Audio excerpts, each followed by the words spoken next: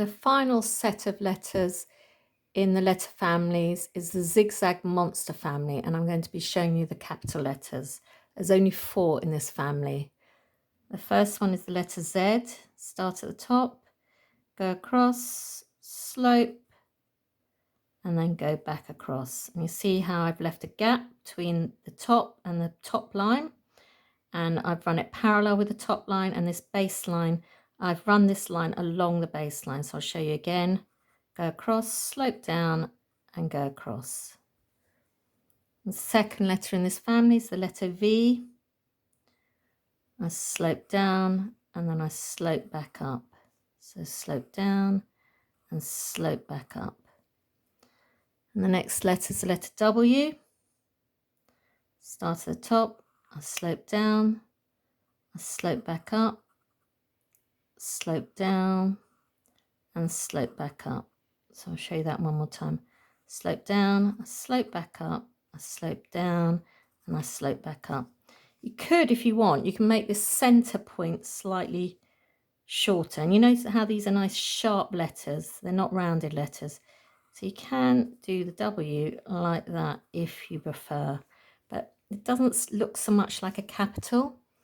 It works better as a capital if you bring it back up to the top. But try not to make it too wide. That's probably a bit better. It's a bit narrow. That's quite wide. But this takes practice. And the last letter is the letter X. Start at the top. I slope and lift.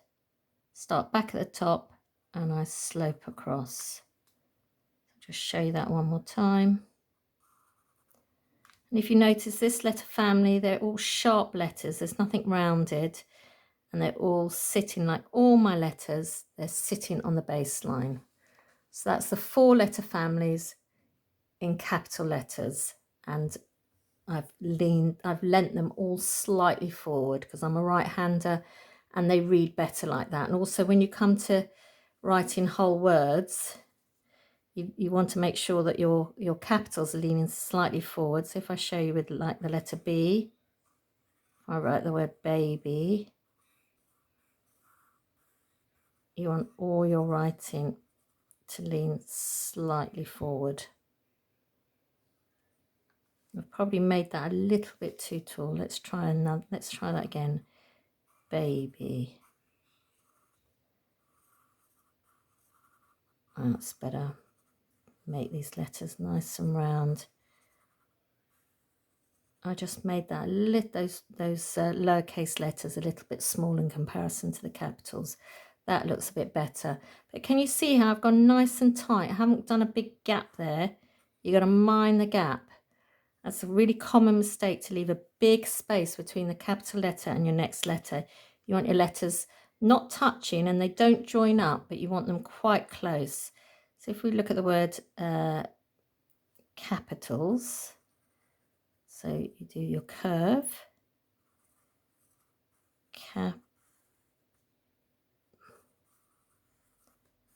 capital,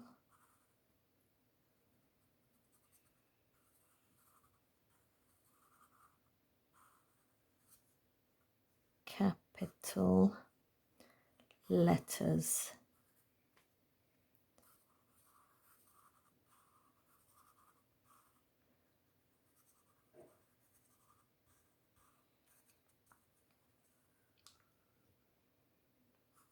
You see, they're not touching, they're not joining up, but we only have a very small space between the capital letter and the letter that follows it. So remember to mind the gap. But we don't ever join up our capitals to our lowercase, our little letters, but we have them nice and tight.